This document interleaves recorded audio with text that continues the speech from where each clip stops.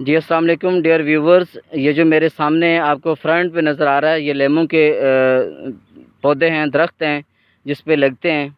ठीक है, तो इसके साथ बहुत ही खूबसूरत, जिसे हम सब जानते हैं कि ये गुलाब के फूल जो होते हैं ये वो हैं, इनके छोटे छोटे पेड़ हैं। ठीक है, ये किसानों ने साथ साथ बीज रखे हैं। और मेन जो हमारी एरिया की सबसे बड़ी फसल है, जो पेटेंट फसल जिसे कह लें, तो वो कपास है। कपास की ये प्लांट हुई पड़ी है। ठीक है, इसके पौधे की अब जो उसकी पैमाइश है वो आपके सामने नज़र है। इसको ड्रिल किया हुआ है।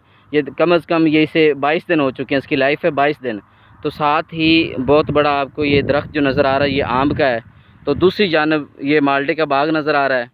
तो इसी साइड पे मैं आपको दिखाता चलूँ कि ये एक सूरजमुखी के जो होती है काश्त करी हुई है।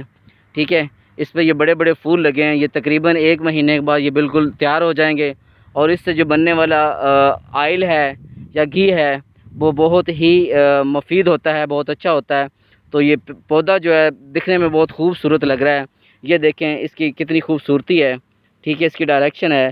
तो साथ बताता चलूँ कि ये अल्लाह ताला का कुदरती निज़ाम है कि जिस तरह सूरज की डायरेक्शन चेंज होती जाती है, इसकी डायरेक्शन जो है फूल की वो चेंज होती रहती है। जिस साइड पे वो जिस डायरेक्शन में सूरज हो जाएगा उसी डायरेक्शन में सूरज ये इसकी वो फूल की जो है अपनी डायरेक्शन हो जाएगी। ठीक है, तो ये देखें फसल की फसल है और ख़ूबसूरती में बहुत इजाफ़ा कर रही है। ठीक है, इसकी हाइट तकरीबन 5 फुट, 6 फुट, 6.5 फुट, मैक्सिमम जो है वो 7 फुट से भी इंक्रीज़ कर जाती है।